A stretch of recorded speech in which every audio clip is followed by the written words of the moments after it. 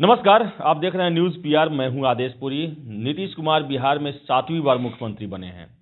BJP ने जैसा commitment किया था कि चुनाव में सीट कितना भी आए जदयू को, लेकिन मुख्यमंत्री नीतीश कुमार ही रहेंगे, वो बन भी गए।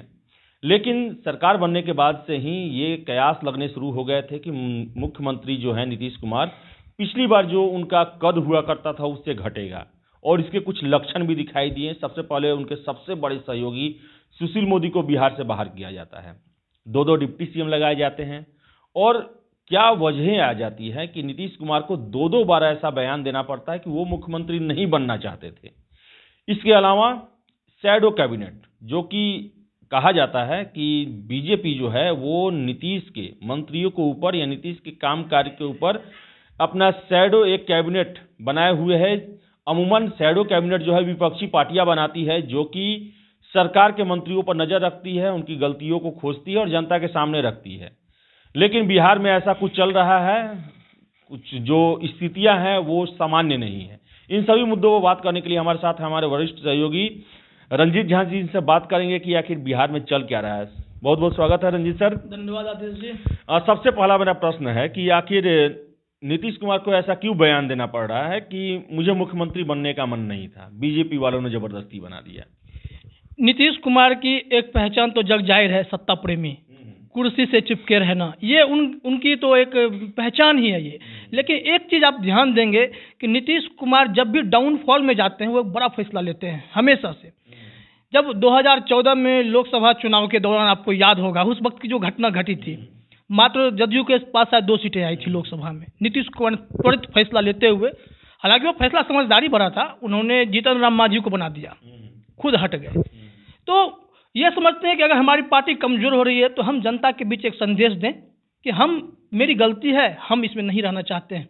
लेकिन इस बार बीजेपी ने शुरू से ही प्रेशर बना दिया, नहीं मुख्यमंत्री तो आपको ही रहना है, चाहे कोई भी सूरत हो जाए, कोई भी हाल हो जाए, आपको ही रहना है। दबाव बन गया था, कोशिश शुरू हुई और बीजेपी ने पहले से कह दिया कि नीतीश कुमार मुख्यमंत्री बनेंगे, और इसके पीछे बीजेपी ने शुरू कर दिया वो खेल जिसके लिए बीजेपी हमेशा से जानी जाती रही है कि अपना वर्चस्व किसी राज्य में स्थापित कैसे करना है। क्योंकि 15 साल नीतीश के साथ काम करने के बाद अब उन्हें लगा कि भाजपा से एक चेहरे को सामने लाने की दरकार है, लेकिन इसके लिए नीतीश कुमार के तिलिस्म को तोड़ना उतना ही जरूरी था।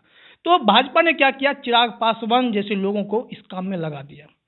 नीतीश कुमार को डैमेज करना था। नीतीश कुमार के पैरेलल चिराग पासवान ने अपनी पार्टी के कैंडिडेट उतार दिए, जिसमें कई ऐसे कैंडिडेट थे जो जदयू से थे, एक आध दो भाजपा के भी होंगे जो बागी हो गए थे, वो सब आए।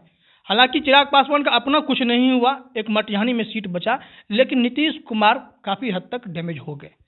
पार्टी सिमट गई, जो 40 के नीचे रह गई, पार्टी 40 के आसपास रह गई। कितना 45 है ना, 43 है, हाँ, तो इतने के पास रह गई। तो ऐसे में नीतीश कुमार को यह आभास हो गया, उन्होंने कबूल भी किया एक प्रेस कॉन्फ्रेंस के दौरान कि हाँ, चिराग पासवान के फैसले से हमें नुकसान तो हुआ है, पार्टी इसकी समीक्षा करेगी, लॉस तो हुआ है। यहाँ से डैमेज शुरू हुआ। तो नीतीश कुमार का ये टर्न था फैसला लेने का कि हम मुख्यमंत्री नहीं बने, जो बड़ी पार्टी है उसे बनने दें, लेकिन भाजपा का दबाव था, नीतीश कुमार को बनाना था और नीतीश कुमार के इर्द गिर्द ऐसे लोगों को स्थापित करना था जो कि किसी काम के नहीं है। सीधी बात है, वो ऐसे हैं जो रिमोट कंट्रोल से चलने वाले लोग हैं। जब कहा जाता था कि राबड़ी देवी मुख्यमंत्री बनी थी बिहार की, तब भी यही कहा जाता था कि ये रिमोट कंट्रोल से चल रही हैं। स्वाभाविक तौर पे बिना किसी अनुभव के किसी को कुछ भी बना देना।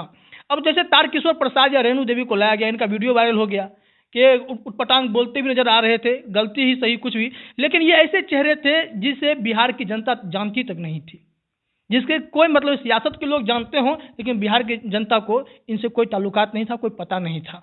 तो ऐसे में इनको पर सामने ला दिया गया ताकि इस कैबिनेट को समझने की बजाय नीतीश कुमार को परेशान करें। नीतीश कुमार सत्ता चलाना जानते हैं, लेकिन उनके साथ वो टीम काम करती थी जो अनुभवी थी। लेकिन अब नई टीम आ गई, पुराने वालों को हटा देगा, इक्का दुक्का को रखा गया। मंगल पांडे जैसे लोग जो भाजपा से ताल्लुकात बहुत संबंध गहरे बनाए हुए हैं, इनको हटाया नहीं जाता। एक मिनट, क्या यही कारण है कि अभी तक कैबिनेट का विस्तार नहीं किया जा रहा है? कैबिनेट का विस्तार भी नहीं किया जा रहा है। ऐसे लोगों को सिर्फ इसलिए रखा गया है कि काम आप गलत करते रहें, और भाजपा को भी पता है कि ये लोग काम नहीं कर पाएंगे। तो अभी जो आप चर्चा कर रहे थे, शैडो कैबिनेट की बात कर रहे थे, क्योंकि जिम्मेदारी तो नीतीश कुमार की है, मुखिया तो वो हैं, उनके अंदर चाहे भाजपा से मंत्री बना दिया गया हो, चाहे जदयू का मंत्री बना दिया गया हो, निगरानी तो रखी जाएगी। निगरानी विपक्ष का काम है रखना, शैडो कैबिनेट बना करके हर एक मंत्रालय की डिटेल रिपोर्ट निकालना, फिर उसकी गलतियां विधानसभा में उसे जवाब देना, उसे सवाल करना या जनता के बीच जाना। लेकिन इस बार सत्ताधारी दल के सहयोगी जदयू भाजपा ने शैडो कैबिनेट बना दिया। क्यों? क्योंकि उन्हें पता है उन्होंने जिनको जिनको खड़ा कर दिया है वो किसी काम के नहीं है, वो रिमोट से चलेंगे, उनको जैसे कहा जाएगा वैसे काम होगा। नीतीश कुमार परेशान होते रहेंगे और हम उनको और परेशान करेंगे, क्योंकि जब शैडो कैबिनेट बना है तो स्वाभाविक तौर पर गलतियां दिखाने के लिए ही बना है। ये गलतियां दिखाएंगे और गलतियां तो सार्वजनिक होंगी। आप पकड़ेंगे तो आपके सामने एक और जो डेमोक्रेसी में जो शैडो कैबिनेट जो विपक्ष बनाता रहा है वो भी है, वो सामने आएगा। तो ये कहीं ना कहीं प्रेशर पॉलिटिक्स है। अगर बेसिकली देखें ये कंप्लीट प्रेशर पॉलिटिक्स है जो नीतीश कुमार को परेशान करना है। नीतीश कुमार जब लगातार कहते हैं कि हम नहीं बनना चाहते थे, तो वो दर्द है जो छलकता है, जो इनको काम करने से अब रोक रहा है। 15 साल के बाद जो रफ्तार पकड़ लेना चाहिए नीतीश कुमार को, वहाँ अब इनको काम करने में दिक्कत आ रही है। वह टीम जो है इन्हें परेशान कर रही है। तो ये एक बात समझ में नहीं आ रहा है कि अगर टीम इन्हें परेशान कर रही है तो इसका फायदा बीजेपी को कैसे मिलेगा? हो सकता है कि विपक्ष को मिल जाए। विपक्ष को फायदा इसलिए नहीं मिलेगा क्योंकि जनता की नज़र में भाजपा जो है वो बुरी पार्टी नहीं है। इस बार भाजपा को जनता ने वोट भी दिया है और भाजपा इस उम्मीद में है कि अगर जो ये चर्चाएं चल उठती हैं कि 2021 में ही फिर से चुनाव हो सकता है, ऐसी चर्चा उठती है, तो ये मान के चलिए कि भाजपा को और भी ज़्यादा समर्थन मिल सकता है। भाजपा ने शायद इसका ग्राउंड रिपोर्ट तैयार किया होगा, सर्वे किया होगा। इन्हें लगता है कि नीतीश कुमार को हम जितना डैमेज करेंगे तो वो जो वोटर्स हैं वो आरजेडी में ना जाकर के भाजपा को ही सपोर्ट करेंगे। तो नीतीश कुमार परेशान होंगे, छोड़ के भाग जाएंगे, तो बीजेपी ये संदेश भी देगी कि नीतीश कुमार ने स्वेच्छा से छोड़ा है, हमने लगातार उनको मनाने की कोशिश की है, इस वजह से हम भाजपा से कोई उम्मीदवार देंगे। भाजपा से जो ये दो चेहरे हैं ये टेम्प्रोरी चेहरे हैं, ये मान के चलिए। ये आगे डिप्टी सीएम रहेंगे नहीं रहेंगे इसकी भी कोई गारंटी नहीं है। लेकिन अब भाजपा किसको सामने खड़ी कर देगी ये भी मुश्किल होता है हमेशा से। उदाहरण के तौर पर आप तारकिशोर प्रसाद का ही नाम देख ही सकते हैं। आप उम्मीद कर रहे थे क्या कि अचानक से कोई डिप्टी सीएम बन जाएगा, ये लोग आ जाएंगे? हम लोग कभी नंदकिशोर यादव तो कभी कुछ ये सब देख रहे थे, लेकिन ऐसा कुछ हुआ नहीं। सुशील मोदी जैसे लोगों को बाहर कर दिया गया। सुशील मोदी को कहा जाता है कि जदयू के सबसे करीबी, नीतीश कुमार के सबके साथ रहने वाले, मिलजुल करके चलने वाले ऐसे लोग थे जो भाजपा से ज़्यादा नीतीश कुमार के करीब थे। तो क्या इसका मतलब है कि बिहार में बीजेपी जो है अपना टारगेट आरजेडी को नहीं बल्कि नीतीश को बनाए हुए? क्या बिल्कुल बीजेपी टारगेट बना रखा है। और एक बार हम आपको ये भी बताना चाहते हैं कि अभी शिवानंद तिवारी की बात हो रही थी। शिवानंद तिवारी ने स्पष्ट शब्दों में कहा है कि आरसीपी सिंह को नीतीश कुमार ने अध्यक्ष इसलिए बनाया है कि आरसीपी सिंह का रिश्ता भाजपा से मजबूत है। नीतीश कुमार नहीं चाहते हैं कि कोई उथल पुथल हो। मेरे रहते तो जो गलतियां होगी, उन्होंने हार की भी जिम्मेदारी लेते हुए पार्टी पद से इस्तीफा दे दिया। लेकिन आरसीपी सिंह को इसलिए खड़ा किया गया है कि दिल्ली में चीजें कंट्रोल में हो, अंदरूनी खबरें नीतीश कुमार को मिलती रहे। क्योंकि अगर आप किसी ऐसे चेहरे को अगर आप जदयू का राष्ट्रीय अध्यक्ष बना देते जो भाजपा से संबंध मधुर नहीं रख पाते, तो शायद वहां के अंदर की खबरें, उठापटक, हलचल, वो जानकारी नीतीश कुमार तक पहुंच नहीं पाती। तो ऐसे में आरसीपी सिंह वो कड़ी हैं जो सीधे भाजपा के अंदर की बातों को सामने ला सकते हैं। इनके संबंध मधुर है। आप देखिएगा भाजपा के तमाम बड़े मुद्दे, एनआरसी हो, सीएए हो, ऐसे तमाम मुद्दों पे ये साथ थे। आरसीपी सिंह खुल के कई जगह पब्लिक मीटिंग में बोलते थे हम भाजपा के साथ हैं इन मुद्दों पे, उसका काट भी देते थे। तो ऐसे में जदयू के कुछ धड़ा में लोग थे जो इसका खिलाफ थे, लेकिन आरसीपी सिंह साथ थे। तो ये भाजपा से इनके संबंध मजबूत है। अब जब ये यहाँ आएंगे तो नीतीश कुमार की जगह लेना एक बड़ी जिम्मेदारी है, पार्टी को संभालना बड़ी जिम्मेदारी है। साथ ही साथ भाजपा को बचा करके रखना, साथ संबंध बनाए रखना ताकि सरकार 5 साल चले, यह भी देखना है। अब नीतीश कुमार बीच में चले जाते हैं, छोड़ देते हैं, इसकी भी चर्चा उठ रही थी। अभी हम कहीं देख रहे थे कि राबड़ी देवी ने कहीं ऐसा कहा है कि नीतीश कुमार से बातचीत चल रही है कि अगर तो जैसे कि एक चीज़ समझ में, नीतीश कुमार के जो आज तक का उनका जो स्टाइल रहा है, क्या नीतीश कुमार अब इतने कमज़ोर हो गए हैं कि अब बीजेपी के पर डोरे डाल रहे हैं, उन पर नज़र बनाए हुए? एक समय था कि बीजेपी उन पर नज़र बनाए रखती थी, उन पर उनके हर एक फैसले को लेकर अपना स्ट्रेटजी बनाया करती थी। अब सिचुएशन क्या बदल गया कि नीतीश कुमार अब उनके चक्कर में पड़े हुए हैं? बिल्कुल बदल गया है। तो आप साफ साफ देख सकते हैं कि नीतीश कुमार की पार्टी की जो हालत इस बार 2020 के विधानसभा चुनाव में हो गई, उससे तो स्पष्ट है कि नीतीश कुमार बैकफुट पर हैं, दबाव में है, प्रेशर उन पर साफ साफ दिखाई पड़ रहा है। जब प्रेशर दिख रहा है तो पार्टी को ही बचाना है, संगठन को भी बनाए रखना है और मुख्यमंत्री की कुर्सी को भी बनाए रखना है।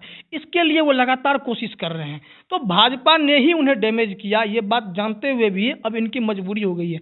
कम सीटों के हैं, अगर चले जाते हैं। हाँ, ये अगर क्या जो नीतीश कुमार है उनके पास 2017 वाली स्थिति है कि नहीं, वो राजद में जा सकते हैं कि नहीं? देखिए 2017 वाली स्थिति तो है, राजद में वो तभी जाएंगे जब वो राजद उन्हें ये कार्यकाल पूरा करने देगा। वो 25 तक बने रहें इस बात की गारंटी अगर राजद देगा तो, लेकिन राजद में ऐसी स्थिति तो है नहीं। राजद के नेता तो खुले तौर बोल रहे हैं कि आप पीएम बनिए, हम तेजस्वी को आप सीएम बनने दीजिए। तो ऐसे में नीतीश कुमार इतने कच्चे फैसले लेने में शायद ये गलती होगी अगर वो ले लेते हैं, लेकिन जो चर्चाएं हैं, सियासत है, अटकलों का बाजार गर्म रहता है। लास्ट प्रश्न, नीतीश कुमार हमेशा बात करते हैं मुझे कुर्सी से प्रेम नहीं है। क्या नीतीश कुमार की जितनी अभी स्ट्रेटजी अभी बन रही हैं, चाहे वो अध्यक्ष पद त्यागे हों, चाहे जो भी कर रहे हों, वो कुर्सी प्रेम उनका खत्म है या फिर मजबूरी में चला रहे हैं या फिर कुर्सी के लिए ही सारा कवायद कर रहे हैं? कुर्सी प्रेम उनका खत्म नहीं है। कुर्सी प्रेम के लिए वो बड़ा से बड़ा रिस्क ले लेते हैं।